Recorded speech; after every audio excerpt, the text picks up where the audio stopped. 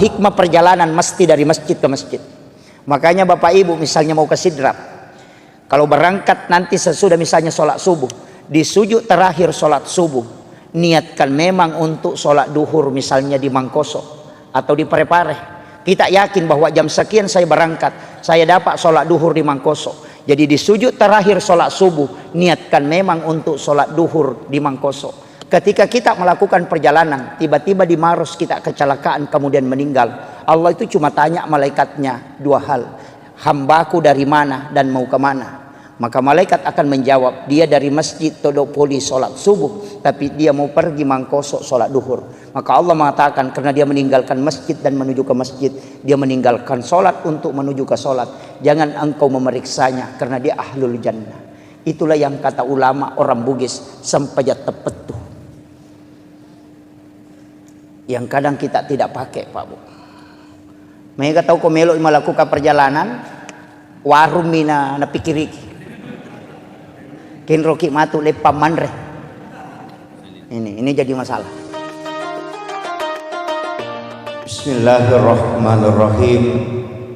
Assalamualaikum warahmatullahi wabarakatuh.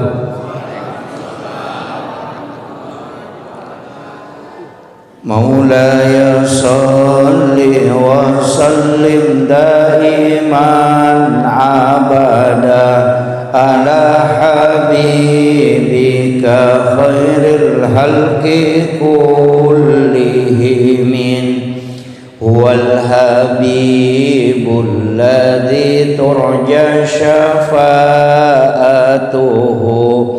likulli khawlim minal ahwalil muqtahimi ya rabbi bil mustafa balligh maqasidana waghfir lana ma madha ya wasi'al karami ya rabbi bil mustafa balligh maqasidana waghfir lana ma madha ya wasi'al karami ila hadratin nabiyil mustafa sallallahu ala sayyidina Muhammadin wa ila jami'il anbiya wal mursalin wasyuhada wassalihin wal malaikatil muqarrabin wa kulluhum waliyallahu bis samai wa fil barkul muassisina jamin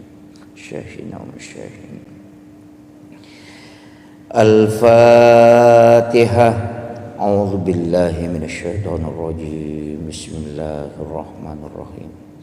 Alhamdulillahi rabbil alamin arrahmanir rahim maliki yaumiddin. Iyyaka na'budu wa iyyaka nasta'in. Ihdinas siratal mustaqim siratal ladzina an'amta 'alaihim ghairil maghdubi 'alaihim waladdallin. Amin. Allahumma nawwir qulubana wa quluba jami'i man hadara fi majlisina hadza binuril ma'rifah wa ilmil mukasyafah wal basirah wal iman wal islam. Ya Fattahu ya Alim iftah qulubana wa qulubahum futuhal arifin. Rabbana iftah bainana wa baina qaumina bil haqqi wa anta khairul fatihin.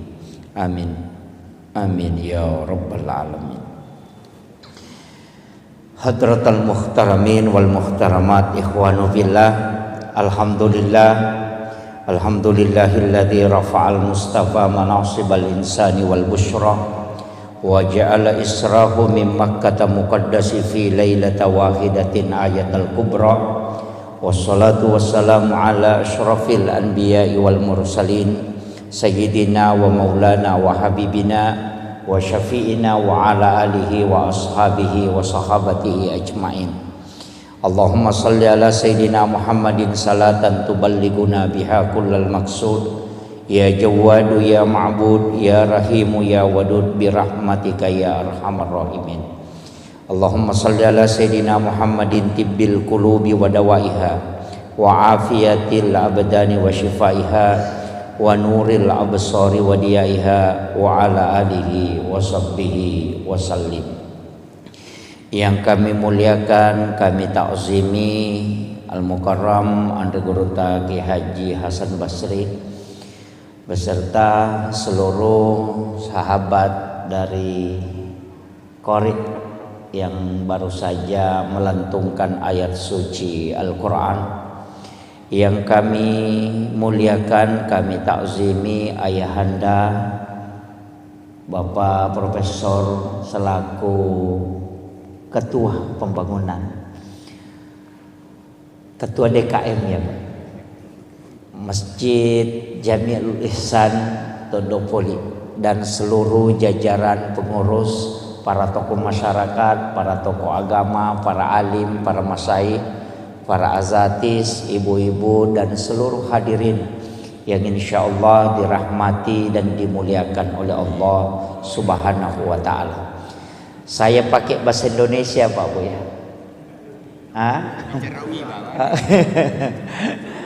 Campur ya. Iya. Ada yang tidak bisa bahasa Bugis ya? Ada iya.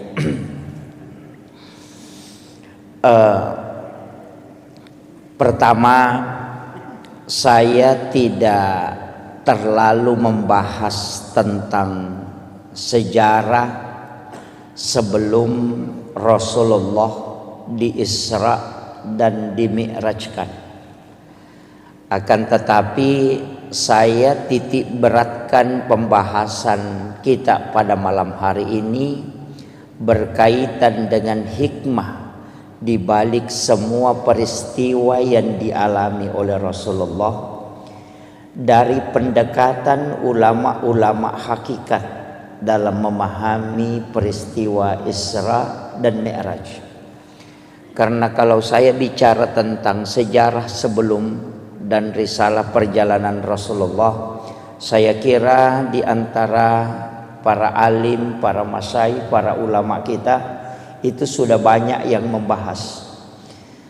Cuma saya sedikit mencoba memahami dengan keterbatasan ilmu yang sedikit ini untuk mengkaji sesuai dengan apa yang disampaikan pada mursyid-mursyid thariqah tentang peristiwa Isra dan Mi'raj ini.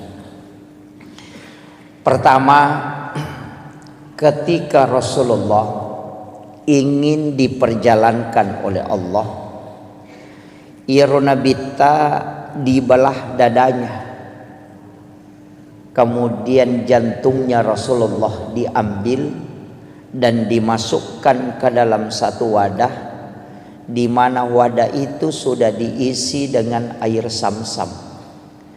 Kalau ulama syariat dia memahami bahwa jantungnya Nabi itu dibersihkan dengan air Zamzam kalau pendekatan syariat. Tapi kalau pendekatan hakikat itu ada pertanyaan, mana yang bersih, jantungnya Nabi atau air Zamzam? Itu kan dua hal. Nabi jantungnya itu adalah nur dan tidak mungkin ada kotorannya, dia terjaga, makanya Nabi itu maksum. Sehingga ulama tariqah itu membalik makna mencuci. Jadi dia tidak mengatakan jantungnya Rasulullah dibersihkan, tapi dikatakan air Zamzam yang ingin diisi barakah sehingga diberi kesempatan menyentuh langsung kalbunya Rasulullah. Jadi situ ngena dek nama care paatinna nabitta, jantunna nabitta tidak kotor. Cuma dengan cara itu air Zamzam bisa terisi barakah. Nasaba ia koi siges si bawa jantunna nabitta, maka air Zamzam itu bisa menjadi obat. Itulah sehingga siapa yang meminum air Zamzam itu bisa terobati. Itu kalau pendekatan hakikatnya. Kalau syariatnya dikatakan dibersihkan. Kalau ilmu hikmah dikatakan di-upgrade, bukan dibersihkan, tapi diisi dengan hikmah. Itulah hakikat wudhu. Karena wudu itu tidak membersihkan, tapi dia mensucikan. Kemudian ada beberapa, hitungannya ada 22 itu. Kaidah yang selalu disandarkan ke Nabi kemudian dibalik. Termasuk Hajar Aswad itu sebenarnya semua jamaah haji dan umrah berlomba untuk menciumnya. Para ulama mengatakan sebenarnya kalau tarekah Hajar Aswad itu tidaklah mulia seandainya Nabi tidak pernah menciumnya. Dipastikan Hajar Aswad sampai hari ini degaga tau baui seandainya Nabi tidak menciumnya ketika dia telah selesai menunaikan tawaf. Jadi Hajar Aswad itu dimuliakan karena dia pernah dicium oleh Rasulullah. Yang ketiga, Nabi itu ketika berjalan ada awan yang menutupi kepalanya. Kalau secara syariat dipahami, Nabi dilindungi supaya tidak terkena terik matahari. Tapi secara hakikat itu tidak. Karena matahari itu bersumber dari nurun Muhammad. Ketika nurnya Rasulullah ketemu dengan matahari, maka matahari akan hancur. Maka Allah menutupi Rasulullah dengan awan supaya matahari itu tidak hancur ketika dia bersentuhan dengan nurnya Rasulullah. Itulah yang dipahami para ulama-ulama tariqah, bukan melihat kepada bendanya sehingga dia mulia, tapi karena dia bersandar kepada Rasulullah. Maka apapun yang disandarkan ke Nabi itu pasti mulia. Ini baru pengantar. Saya ceramah berapa menit? Jangan Pak. Ini 1 jam aja ya, sudah maksimal sekali ya 1 jam. Ini kemudian setelah itu di dalam Al-Quran itu disebutkan Subhanalladzi asra bi'abdihi lailam minal masjidil haram ilal masjidil aqsa. Saya bukan ahli tafsir, tapi paling tidak kita bisa mengambil penjelasan para ulama tafsir. Saya hanya memotong poin intinya. Kalimat subhana itu pasti sesuatu yang sangat istimewa. Makanya dalam sholat itu kalimat subhana hanya dipakai pada 2 tempat. Ketika kita ruku dan ketika kita sujud. Kenapa? Karena 2 tempat itulah yang menyebabkan dosa-dosa itu terhapuskan. Karena ketika kita ruku, dosa yang ada di pundak, yang ada di kepala, yang diletakkan oleh Allah ketika masuk waktu sholat itu akan jatuh. Maka kita disuruh itu sujud dan ruku bersama orang-orang yang ruku. Makanya kalau ruku jangan terlalu sebentar, nanti dosanya belum jatuh sudah bangkit. Oh itu jadi masalah. Itu kan. Itu makanya orang yang sudah betul-betul terbiasa dengan sholatnya, sudah istiqamah, ia kotame waktu sampajangnya pasti mata anak papinat dinah. Tapi ya napura mak bereselang seakan-akan ada yang lepas, itu terasa ringan. Dan itu betul. Karena dosa lah yang membuat kita terbebani perasaan. Tapi ketika selesai salam itu pasti terasa ringan. Karena dosa itu sudah dihapuskan. Tapi maka dari Nabi dalam hadis Bukhari Muslim, ada dosa yang tidak terlepas pada sholat fardu. Dia nalagai sampai perlu. Karena Allah akan mengumpulkan dosa itu. Nanti sholat Jumat baru dilepaskan. Makanya dari wudu ke wudu penghapus dosa, dari sholat fardu ke sholat fardu penghapus dosa, dari Jumat ke Jumat penghapus dosa, dari Ramadan ke Ramadan penghapus dosa, dari umrah ke umrah penghapus dosa, dan dari haji ke haji itu penghapus dosa. Itulah keistimewaan dalam Islam. Kemudian Subhanalladzi asra, kalimat asra itu bukan Rasulullah yang berjalan, tapi diperjalankan. Mungkin di sini ada jam dinding. Tadi di dalam saya lihat ada jam dinding. Jam dinding itu ketika dia berputar itu hanya 24 jam normalnya. Tapi kalau panitia masjid ini mengambil jam dinding kemudian dia putar, itu bisa sampai 300 kali berputar dalam 1 jam. Artinya ketika dia berjalan hanya 24 jam, tapi ketika dia diperjalankan oleh pengurus, maka itu bisa sampai 300 kali lipat. Begitu juga dengan Rasulullah. Dia tidak berjalan tapi dia diperjalankan. Kemudian ada kalimat bi abdihi, bukan bi rasulin, bukan bi Muhammadin. Jadi ya ro ipalalangit nia surona pong Allah Ta'ala. Dena kada subhanalladzi asra bi rasulin. Juga tidak mengatakan asra bi Muhammadin, tidak. Tapi mengatakan asra bi abdihi. Ia komelo ki ia leka istimewaan diperjalankan, maka jadi hamba. Makanya tidak semua nabi itu melakukan perjalanan. Ada nabi yang mi'raj tapi tidak isra. Ada nabi yang isra tapi dia tidak mi'raj.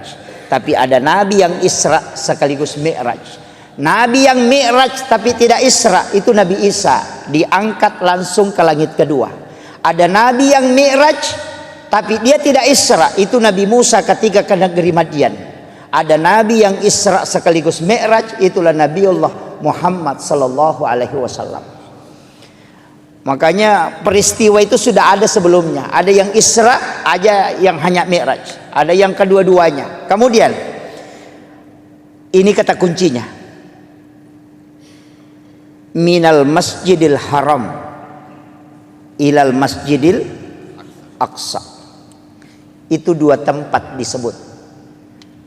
Tapi Nabi itu dari Masjidil Haram ke Madinah, dari Madinah ke Bukit Tursina, dari Bukit Tursina baru ke Baitul Lahmi, dari Baitul Lahmi baru ke Masjidil Aqsa.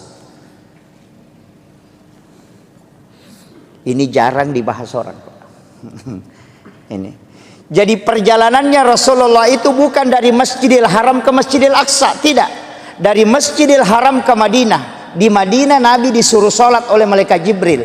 Selesai sholat 2 rakaat, Rasulullah bertanya, tempat apa nih Jibril? Kenapa saya sholat di sini? Malaikat Jibril mengatakan, ini adalah Madinah Muhammad. Kalau engkau akan berhijrah di tempat ini. Kemudian setelah itu dibawa 1042,3 km dari Madinah ke Gunung Sinai, Bukit Tursina. Nabi disuruh sholat. Selesai sholat 2 rakaat di situ, Nabi bertanya, tempat apa nih Jibril? Kenapa saya mesti sholat di tempat ini? Malaikat Jibril mengatakan, disinilah Nabi Musa kalau ingin berbicara dengan Tuhannya. Wa kallamallahu Musa taklima. Itulah Gunung Sinai, Bukit Tursina. Dari situ kemudian dibawa ke sebelah selatan Masjidil Aqsa, 10,7 km ke sebelah selatan. Ada tempat di situ disebut dengan Baitul Lahmi atau Bethlehem. Nabi disuruh sholat. Selesai sholat 2 rakaat, Nabi bertanya, tempat apa ini Jibril? Kenapa saya mesti sholat di tempat ini?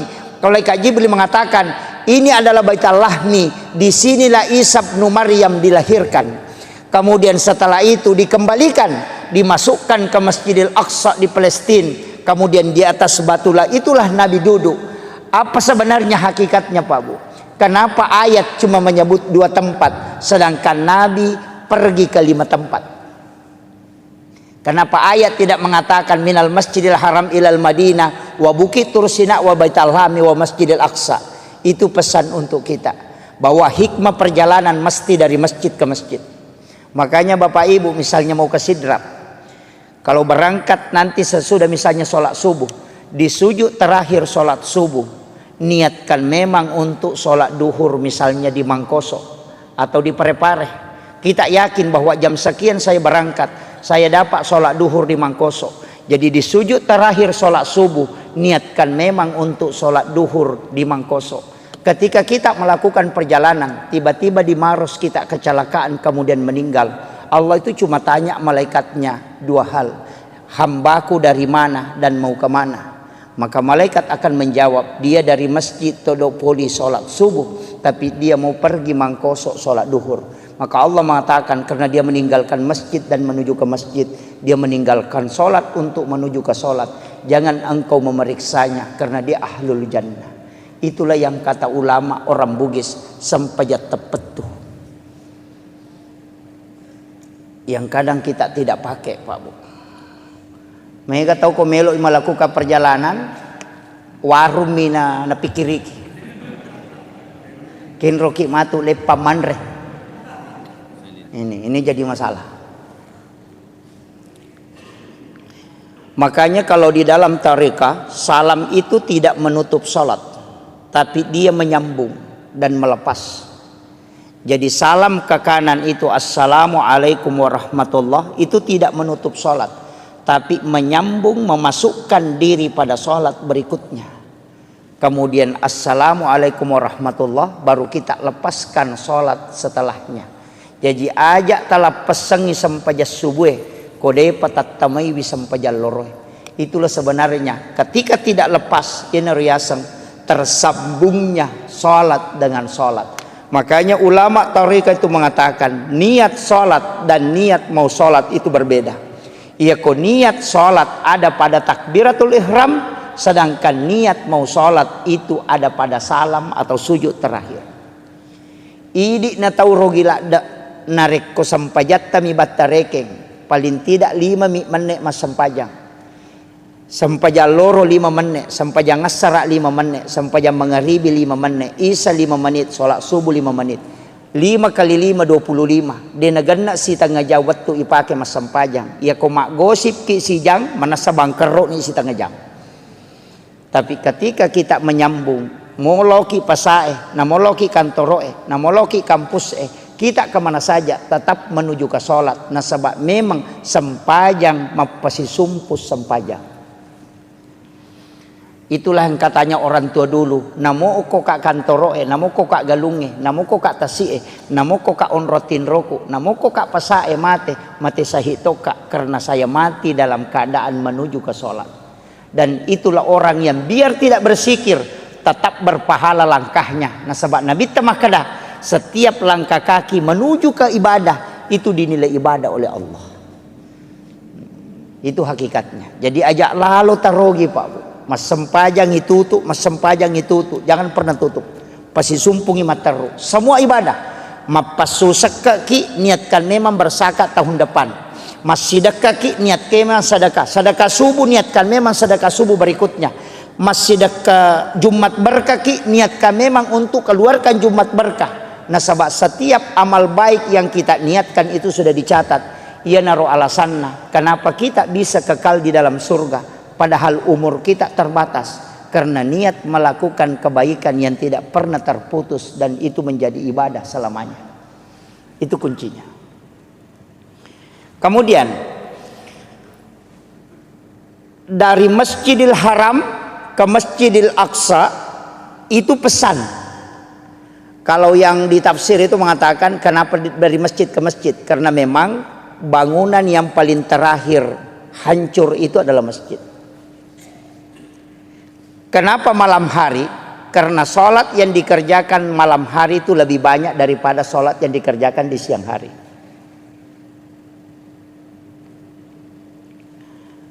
Kemudian saya tidak ambil ini perjalanan Isra terlalu jauh, tapi kita naik ke Mi'raj. Nabi itu meletakkan, jadi Nabi itu naik di satu batu. Nah cekengi rubatue, kemudian dari situlah Nabi Mi'raj. Makanya disebut tangga untuk naik. Tapi ketika naik Rasulullah, batu yang diinjak itu ikut.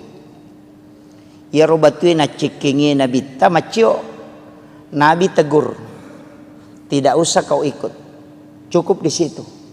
Tapi ya rubatue tak kala tarakani, Nabi larang dia ikut. Maka sampai hari ini batu itu masih tergantung.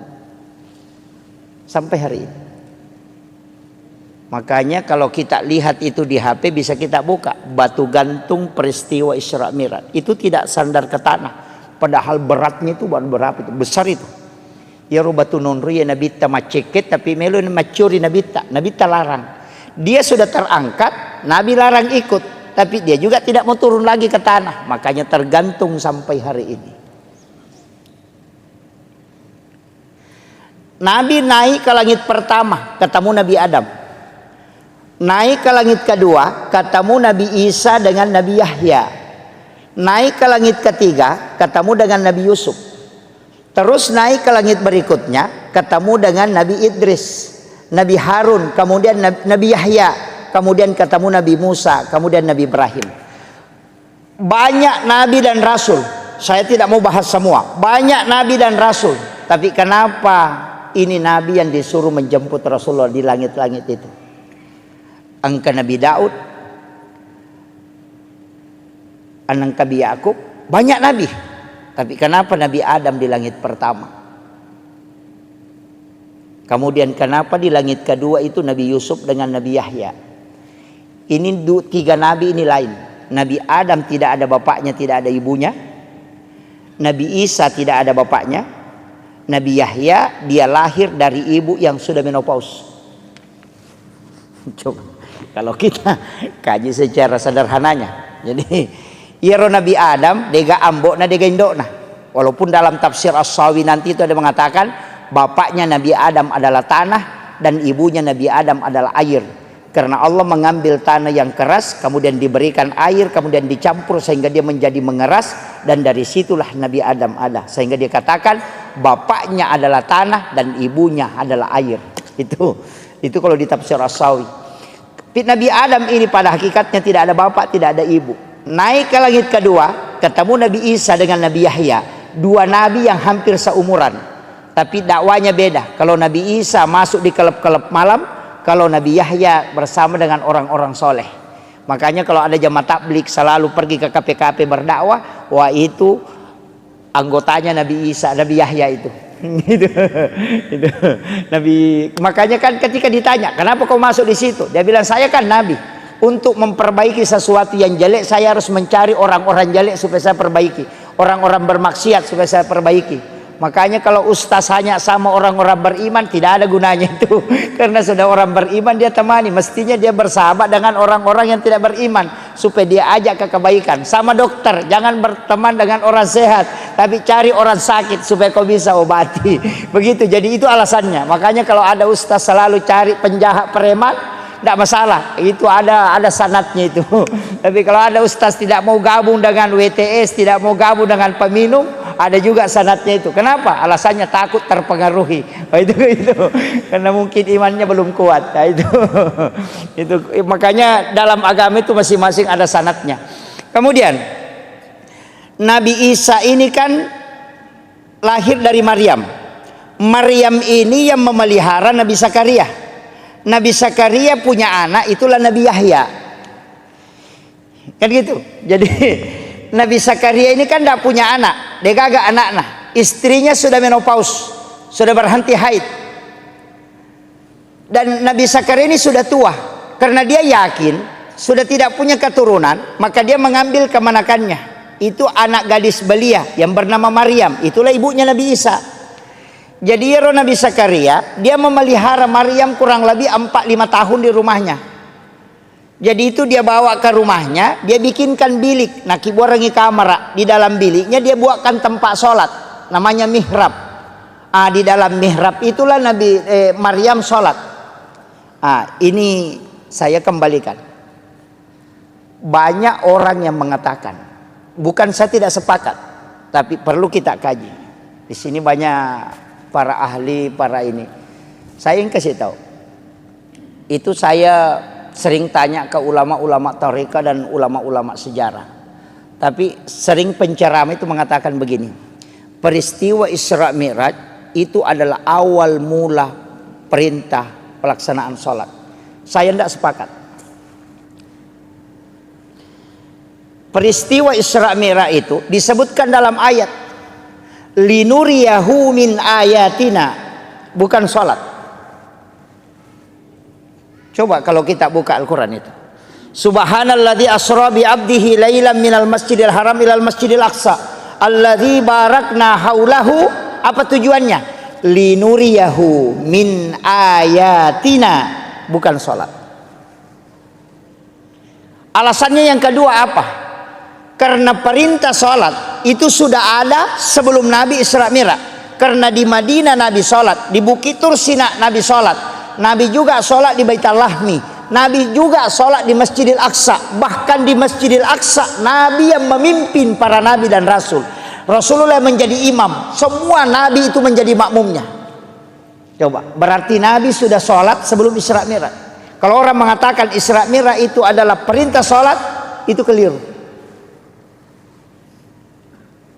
Coba, karena dia sudah sholat. Kalau kita buka Al-Quran, oke lah. Kalau orang tidak percaya bilang ini hadis apa, kita pakai Al-Quran. Nabi Ibrahim, Rabbana liyuqimas shalah faj'al af'idatan minan nasi tahwi ilaih. Satu. Nabi Isa, dia mengatakan saya diutus oleh Allah untuk memerintahkan sholat dan zakat. Itu sudah ada sholat. Yang ketiga, Maryam sholat di dalam mihrab. Keempat, Nabi Zakaria, wa huwa qaimun yusalli fil mihrab. Nabi Zakaria berdiri sholat di dalam mihrab. Coba. Semua nabi itu sudah sholat, Pak. Nabi di Madinah sudah sholat. Nabi di Bukit Tursina sudah sholat. Jadi naik Isra Mi'raj ini apa sebenarnya? Itu disebutkan dalam ayat linuriyahu min ayatina, untuk memperlihatkan, bukan menceritakan. Karena ya di surga dan neraka itu hanya diceritakan ke nabi-nabi terdahulu. Nabi Musa diceritakan surga, Nabi Ibrahim diceritakan neraka. Semua nabi diceritakan tentang neraka.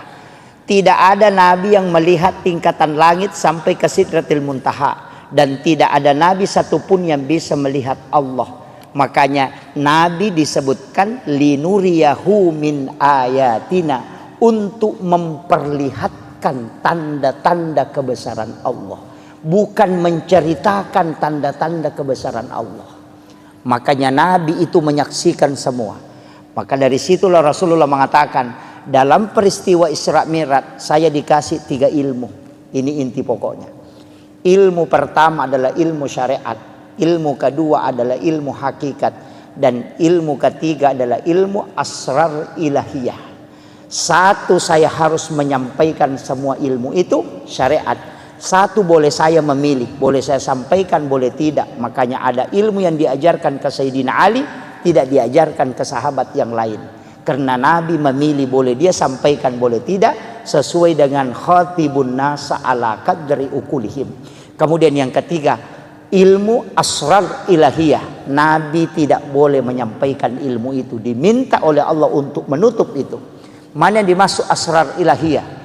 Nabi tidak pernah menyebutkan bahwa wajah Allah seperti ini, modelnya Allah seperti ini, padahal Nabi ketemu langsung dengan Allah. Itu yang disebut dengan asrar ilahiyah.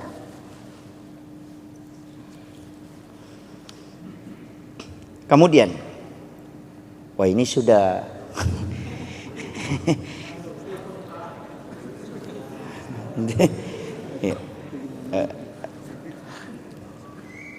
kemudian Rasulullah, saya ambil sedikit dulu supaya kita bisa ambil hikmahnya nih, petik. Nabi Adam itu ahli tanaman. Makanya kalau orang ilmiah yang kaji kenapa Nabi ketemu Nabi Adam, karena Nabi itu profesor nanti di bidang ilmu alam. Karena Nabi Adam, makanya nanti dari Isra Mi'raj itu Nabi mengatakan kurma itu biar tidak dikawinkan itu bisa berbuah. Karena orang Arab itu selalu mengawinkan kurma. Dia mengatakan buahnya tidak bisa kalau tidak dikawinkan. Tapi dari setelah peristiwa Isra Mi'raj, Nabi mengatakan biar kau tidak kawinkan, kurma tetap bisa berbuah. Kenapa? Karena dia sudah belajar sama Nabi Adam, ahli tanaman. Itu makanya Nabi itu menteri pertanian itu karena belajar pada ahlinya. Naik ke langit kedua, ketemu dengan Nabi Isa. Nabi Isa itu ahli kedokteran modern. Dia bisa menghidupkan orang mati. Itu atas izin Allah. Tidak ada dokter yang bisa menghidupkan orang mati, Pak. Kalau dokter kita mematikan orang hidup. Itu yang ada. Kemudian ahli anatomi. Makanya Rasulullah itu ketika sudah makan, dia tidak langsung minum. Kemudian meminta kita sesekali berjalan tidak menggunakan alas kaki. Itu semua sebenarnya adalah ilmu kesehatan yang diajarkan oleh Nabi. Kemudian Nabi Yahya. Siapa ini Yahya, Pak? Dia adalah salah satu orang hebat dalam sisi manajemen. Naik berikutnya ketemu Nabi Yusuf. Itu ahli keuangan. Karena dia bendahara Mesir. Itu hebatnya. Naik lagi ke berikutnya. Ketemulah dengan Nabi Idris. Salah satu ahli akidah dan tasawuf. Satu-satunya Nabi yang bisa mengelabui malaikat. Kenapa bisa mengelabui malaikat? Karena malakul maut itu dikasih tahu. Sakit kira-kira kalau kita mati. Malakul maut mengatakan sakit. Dia mengatakan saya ingin merasakan sakitnya mati. Malakul maut mengatakan tidak bisa tanpa izin Allah. Maka Nabi Idris meminta, beri aku kesempatan merasakan bagaimana sakitnya sakarat. Maka dicabutlah nyawanya atas izin Allah. Setelah mati, dia kasih tahu, antar saya ke neraka. Saya mau melihat neraka sebelum saya hidup kembali. Dibawa ke neraka. Sebentar saja dia bilang, kasih keluar saya. Dia ule monroko magar jingoko. Tapi dia bilang, bawa saya ke surga sebentar. Setelah dibawa ke surga, dia menikmati di dalam. Apa kata Nabi Idris? Tidak usah saya pulang, di sini saja. Kemudian malaikat mengatakan tidak boleh. Orang masuk ke sini harus ke neraka. Nabi bilang tadi sama-sama kita dari sana. Baru pun pergi ke sini kan? Maka Nabi yang ada di dalam surga itu lebih dulu adalah Nabi Idris. Karena itu seazan izin Allah. Itu makanya kehebatannya Nabi Idris itu. Tapi apakah istimewanya Nabi Idris? Tidak ada yang mengalahkan dalam nikmat dalam berzikir. Karena ketika dia dinikahkan oleh bapaknya, dia menerima. Tapi setelah dia tidur bersama dengan istrinya pengantin baru, apa kata dia? Wala zikrullahu akbar. Berzikir kepada Allah masih jauh lebih nikmat dibanding bersama dengan pasangan. Kira-kira ada pengantin baru bisa ngomong begitu? Lep di manyamangi ku mas sempajang nanya ku sidap pekak bainiku. Itu langka orang itu kecuali Nabi Idris yang bisa merasakan itu, bahwa nikmatnya menyatu dengan Allah jauh lebih dibanding dengan bersenggama dengan manusia. Itulah keistimewaannya. Saya tidak ceritakan semua, tapi saya turun sedikit ke Nabi Yahya. Nabi Yahya ini sebenarnya nabi yang diminta-minta. Karena dan Nabi Zakaria kan sudah yakin, saya tidak mungkin punya keturunan, istri saya sudah berhenti haid. Tapi ketika dia mengambil Maryam, dia bawakan makanan karena kamarnya dikunci dari luar, tidak ada jendelanya. Makanya Bapak Ibu saya kasih tahu, kalau punya anak gadis, bikinkan kamar, jangan kasih jendela, supaya dia tidak lihat orang lalu lalang. Bikinkan saja lubang angin. Yang kedua, kuncinya kita yang pegang, jangan kasih kunci dia. Kunci dari luar pintunya supaya jangan keluar. Kalau kita punya anak gadis dikasih kunci motor, makanya kadang masuk angin. Ini jadi masalah. Makanya di dalam kamar itu dia tinggal, tapi dia bikinkan tempat sholat dengan 2 anak tangga. Itulah alasannya kenapa mihrab imam itu 2 lapis. Ada sajadah lapisan bawahnya atau amblak, kemudian ada sajadah 1 di atasnya. Karena mihrabnya Maryam itu dengan 2 anak tangga. Itu alasannya. Kullama dahala alaiha Zakaria al-mihrab. Saya pakai ayatnya langsung. Kullama dahala alaiha Zakaria al-mihrab. Setiap Nabi Zakaria masuk ke dalam tempat sholatnya Maryam, wajada indah rizqan. Dia kaget karena dia melihat ada makanan, tapi pintu tidak pernah terbuka. Makanya dia bertanya, anna laki haza, dari mana ini? Apa jawabannya Maryam? Huwa min indillah. Ini langsung Allah yang kasih. Nabi Zakaria itu kan nabi, hebat pemikirannya, ilmunya hebat. Dia tidak bisa terima dengan akal sehat. Anak gadis belia, dia bukan nabi, tapi kok bisa dikasih makanan langsung dari langit.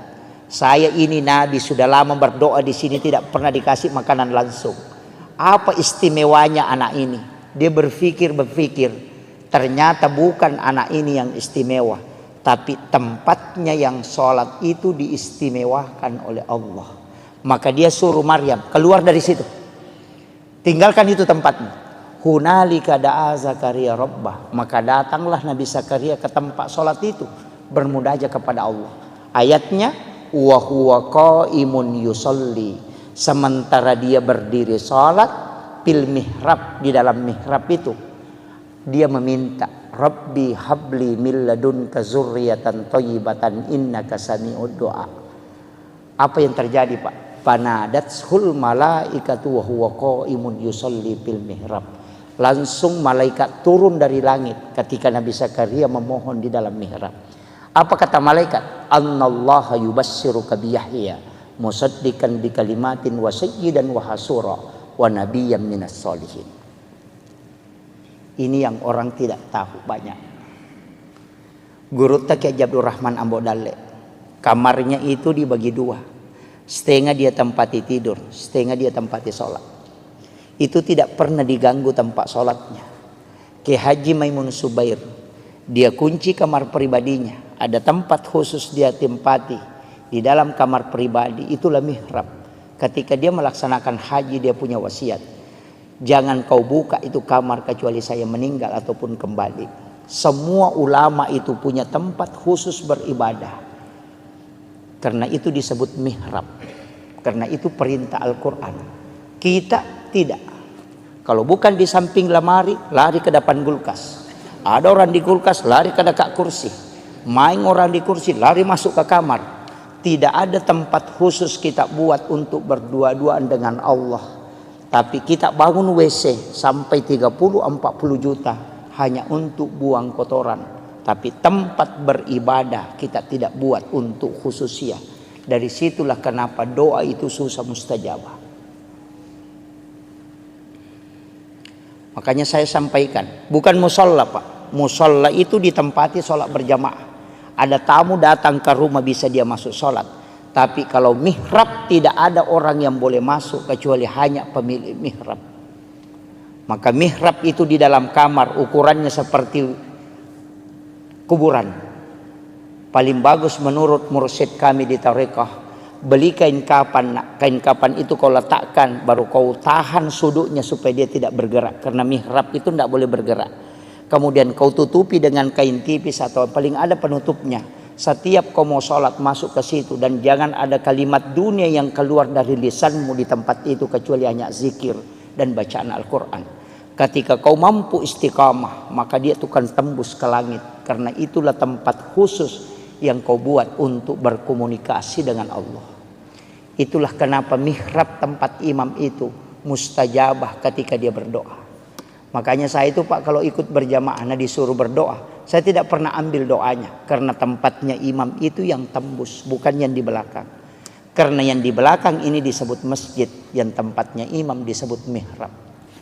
Itu tidak sembarang. Nah banyak imam sekarang main HP di tempatnya. Itu penting Pak. Jadi ada hal-hal itu sebenarnya Pak dalam agama kita anggap biasa, tapi itu luar biasa. Makanya Guru Kiai Abdul Rahman Ambo Dalle, ketika ada santrinya mau pulang, saya dapat cerita itu dari salah satu santri beliau. Kalau ada santrinya mau pulang, nah tidak ada transportnya, masuk ke Guru minta puang, digaga tanpa otoku namanya Kak Rewa. Kada Guru tama nak kok kamar, coba lihat di bawah sajadah. Ketika anak-anak itu memasukkan tangannya di bawah sajadah, itu mendapatkan uang. Padahal Guru tidak pernah simpang. Dari mana itu? Wa min indillah. Sebagaimana mal Allah berikan kepada Maryam. Itu hakikatnya sebenarnya yang jarang kita lakukan. Makanya saya menyampaikan kepada seluruh jamaah, ini hikmah Isra Mi'raj. Paling tidak kalau yang belum punya mihrab tahun ini kita bisa buat di dalam kamar. Tidak luas kok Pak. Ongkosnya mungkin hanya sekitar 500.000. Cukup kita beli kain tipis kemudian kita tutupi. Beli kain kafan 1 lapis. Walaupun bukan kain kafan, mungkin sajadah 2 lapis kita simpan di situ. Kenapa saya mengatakan bagusnya kalau kain kafan? Kalau kain kafan bikin wasiat. Nak ketika saya meninggal, ada kain kafan di mihrab itu kau ambil itu yang kau bungkuskan aku. Karena kain kafan ia ambil dari mihrab, biar sampai 50 tahun tidak akan luput termakan oleh tanah ketika itu yang dibungkuskan oleh orang yang dipakai sholat. Itulah kenapa banyak ulama dulu itu tidak hancur kain kafannya. Itu karena kain kafan yang bersumber dari mihrab yang dia pakai. Dan itu kadang kita anggap biasa Pak. Makanya kalau doa mau mustajabah, bikin mihrab. Tapi jangan cari uang di mihrab. Sama Guru, siapa tahu nanti assalamualaikum langsung dia lagi. Oh belum ada ini. Wah itu jadi masalah itu. Iya. Tapi disitulah Allah bisa memberikan rezeki wa yarzuqhu min haitsu la yahtasib. Itu bukan hadis. Kalau hadis masih bisa diperdebatkan Pak. Tapi itu ayat. Yang dilakukan oleh Maryam yang bukan nabi, maka Allah kasih langsung. Maka bukan Nabi pun, seorang ulama, seorang alim, seorang beriman, ketika dia membuat itu maka Allah pun akan kasih. Karena itu huwa min indillah. Innallaha yarzuqu man yasha bighairi hisab. Itu kuncinya. Tapi kita mungkin sudah punya semua ya. Sudah ada mihrab di rumah Pak ya? Belum ada. Iya. Paling tidak kita bikin Pak. Nggak susah. Apalagi kayak ada ini kain-kain seperti ini di belakang. Sekarang kan mudah. Ada kayak triples cukup ditutup untuk supaya kita tempati masuk ke dalam situ untuk sholat tahajud, untuk tafakur. Kalau mau itikaf di situ aja. Mau itikaf di situ. Apalagi ini dekat Ramadan kan. Nanti kalau Ramadan itu berlomba-lomba mau pergi itikaf. Sebenarnya itikaf murni itu tidak boleh pulang ke rumah. Boleh pulang ke rumah hanya membangunkan anak-anak istri untuk sholat. Kalau itikaf itu memang tinggal di masjid, keluar hanya mandi, masuk lagi bersikir. Kita itikaf itu kadang bolak-balik, bahkan berhubungan dengan istri. Wah, itu jadi masalah itu. Orang itikaf itu tidak boleh berhubungan dengan pasangannya. Ada yang lebih parah, jam 9 malam datang bawa kelambu, dia simpan di lantai 2, datang tidur, berarti subuh baru bangun. Itu bukan pergi itikaf, hanya pindah tidur itu. Itu jadi masalah itu. Sebaiknya kita itikaf ya di dalam kamar, di dalam mihrab kita itikaf. Di tempat mihrab itulah kita bermunajat kepada Allah. Itu tidak ada orang yang melihat ibadah sunnah itu. Memang kalau kita betul-betul mau kejar Lailatul Qadar kan memang kayak ulama dulu 3 bulan itu dia sudah mulai. Makanya saya kasih tahu Pak, kalau mau dapat Lailatul Qadar tidak usah begadang. Yang paling mudah bagaimana? Datang sholat isya berjamaah, kerjakan sholat sunnah sesudah sholat isya 4 rakaat, kemudian datang sholat subuh berjamaah, kerjakan sholat sunnah subuh 2 rakaat dan sholat subuh berjamaah. Kita sudah dapat Lailatul Qadar. Apa alasannya? Rasulullah mengatakan, siapa yang datang sholat isya berjamaah di masjid, maka sama kalau dia sholat setengah malam. Siapa yang sholat 4 rakaat sesudah sholat isya, itu sama pahalanya kalau dia sholat 4 rakaat pada malam Lailatul Qadar. Berarti sholat sunnah sesudah isya yang 4 rakaat, itu setara dengan 400.000 rakaat nilainya. Makanya saya kasih tahu, jangan sampai kita sholat tarawih 20 rakaat, tapi kita tidak sholat sunnah sesudah isya 4 rakaat. Bangkrut betul itu. Betul-betul bangkrut. Karena sholat tarawih 20 rakaat tidak akan pernah mengalahkan sholat sunat 4 rakaat sesudah isya. Kenapa? Karena itu setara dengan 400.000 rakaat nilai. Tidak usah datang begadang, tapi datang sholat subuh berjamaah. Kenapa sholat subuh berjamaah? Rasulullah mengatakan, siapa yang sholat subuh berjamaah di masjid itu sama kalau dia bangun 1 malam penuh beribadah dengan Allah. Makanya kalau sudah sholat isya berjamaah dapat setengah malam, sholat 4 rakaat sesudah isya sama dengan sholat 4 rakaat pada malam Lailatul Qadar, baru ambil sholat sunnah subuh, itu lebih mulia daripada dunia dan isinya, baru ambil sholat subuh berjamaah, berarti sama dengan sholat 1 malam penuh, itu pasti dapat Lailatul Qadar. Itu aja kuncinya. Hanya tidak usah pusing Pak. Jadi kecuali yang mau betul-betul mengejar ya kejar. Pokoknya begadang setiap malamnya. Kalau tidak mampu ambil aja itu tadi. Itu jadi ulama kita dari dulu itu simpel sekali. Ya, tidak usah datang menyiksa diri tuh Pak. Tidak usah. Apalagi yang sekarang. Kecuali kita mampu memang. Nah, makanya 3 bulan ini kan disebut Syahrul Rajab Syahrullah, Syahrul Sya'ban Syahri, Syahrul Ramadan Syahrul Ummati. Itu 3. Makanya doanya itu Allahumma barik li fi Rajab wa Sya'ban, digabungkan 2 baru wa balikni Ramadan. Apa maknanya? Allahumma barik. Kalau berkah itu pasti wirid, bukan ilmu. Karena kalau ilmu derajat. Makanya yarfa'illahu alladhina amanu minkum walladzina utul ilma darajah. Tapi kalau mau berkah bukan ilmu, tapi wirid. Makanya Syahrul Rajab Syahrullah, kalau bulannya Allah berarti bulan istighfar. Kalau bulannya Nabi berarti bulan sholawat. Kalau bulannya kita berarti bulan bacaan Quran. Makanya Rajab perbanyak istighfar, Sya'ban perbanyak sholawat, nanti Ramadan banyak baca Quran. Itu sudah ada dapat. Itu kuncinya. Makanya jadi makanya disebut bulan Rajab itu bulan menanam, bulan Sya'ban itu bulan menyiram, bulan Ramadan itu bulan menuai, panen. Itu kuncinya. Makanya ini sederhana aja Pak. Makanya istighfar di bulan Rajab ini minimal 1000. Sebagus-bagusnya 10.000. Tapi istighfar itu tidak menghapus dosa. Ya, ingat, kalau kita istighfar itu dosa tidak terhapus, cuma tertutup. Makanya istighfar itu dari kata istakparah, menutup yang nampak. Bapak kalau menulis di kertas, ada tulisan salah, ambil tip X kemudian di tip X. Tip X itu tidak menghapus tulisan, cuma menutup supaya tidak kelihatan. Itulah makna istakparah, menutup yang nampak supaya dia tidak memberi dampak negatif. Makanya taubat dengan istighfar itu tidak sama. Kalau taubat kembali, kalau istighfar menutup.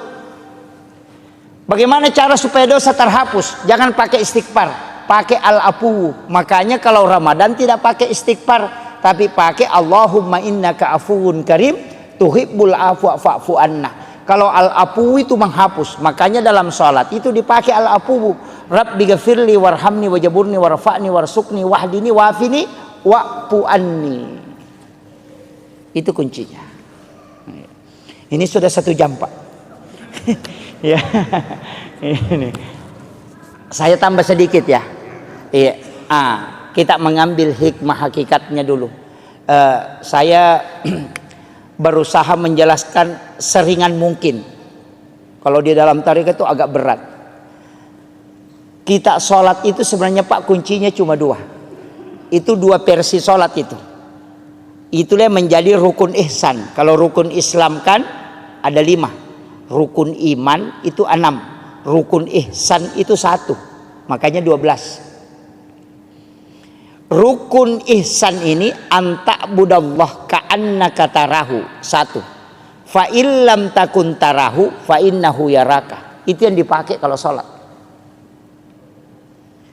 Jadi anta'budallah ka'annaka tarahu. Sampai puamu pada komitai. Itulah yang dipakai as-salatu mi'rajul mu'minin. Biasa ki runtuk tau kata bere Pak Cengan layas. Allahu Akbar. Biasa begitu kan? Allahu Akbar. Itu karena baru dia berjalan naik. Yang dia pakai itu as-salatu mi'rajul mu'minin. Dalilnya juga ada, wallahu alal arsis tawa. Tapi kalau tidak mampu, pakai yang kedua, fa illam takun tarahu fa innahu yaraka. Jika engkau tidak mampu, engkau yakin bahwa dia melihat aku. Tidak usah naik, cukup dibawa. Kita takbir itu Allah melihat saya takbir, Allah melihat saya ruku, Allah menyaksikan saya sujud. Tidak usah naik ke atas. Dalilnya mana? Wa huwa ma'akum aina ma kuntum. Dia selalu bersamamu dimanapun kau berada. Wallahu akrabu min hablil warid. Allah itu lebih dekat daripada urat leher. Mana yang kita pakai? Ada yang naik Allahu Akbar. Naik ke atas itu. Itu yang kadang goyang-goyang. Kalau ada anak-anak ribu, marah itu. Ini ribu-ribu kita tidak khusyuk. Padahal biar tidak ribu orang juga tidak khusyuk dia. Itu alasan saja itu. Itu kan. Makanya kalau tidak bisa naik, karena itu agak berat. Itu sholatnya para wali. Yang naik ke atas. Kalau tidak bisa, pakai yang kedua. Fa illam takun tarahu fa innahu yaraka. Kayak ada CCTV menyorot kita. Karena Allah dimanapun kau berada, dia akan tidak terlepas dari pandangan dia. Maka yakin saja Allah melihat saya ruku, Allah melihat saya sujud. Itu yang lebih tenang. Tidak usah capek-capek naik ke atas. Karena dua-duanya dibolehkan. Makanya disebut rukun ihsan. Ini. Saya kira ini yang penting saya sampaikan Bapak-Ibu sekalian. Mudah-mudahan ada hikmah yang bisa kita petik. Tapi satu wasiat saya, jangan pernah tinggalkan.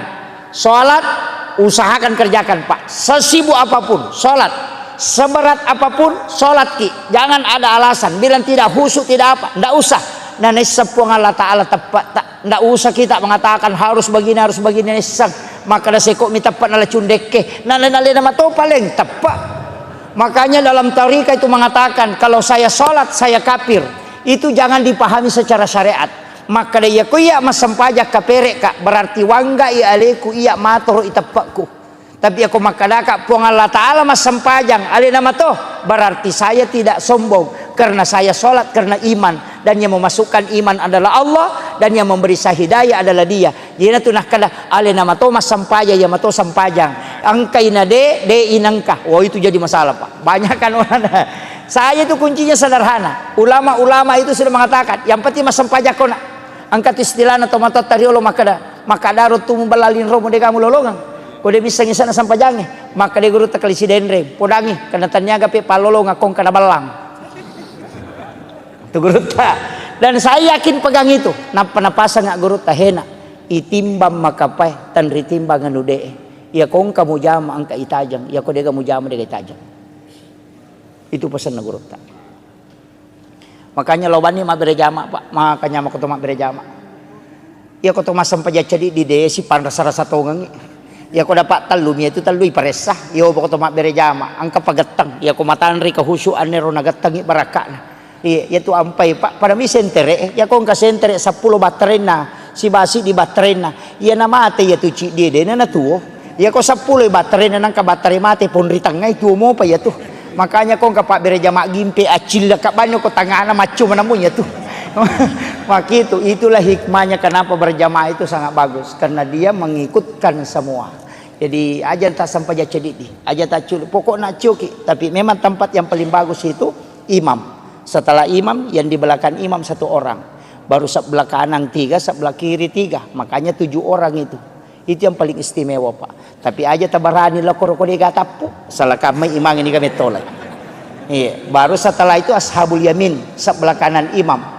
Nah sebab ini yang pertama didoakan oleh malaikat, baru ashabus shimal. Yaitu ampai kau tamu masigi na lo bamo pasak belakanan na imangi iya rota lisari, karena itu yang lebih utama.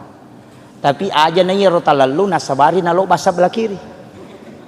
Iya, makanya padila tidak bisa merubah hukum. Atau ya kalau lagi uimang isuro lo kursudu nah, supaya kenamanang kan, nah, itu jadi masalah. Jadi itu padila, tidak usah kita perdebatkan. Saya kira ini yang penting saya wasiatkan. Mudah-mudahan ada hikmah yang bisa kita petik.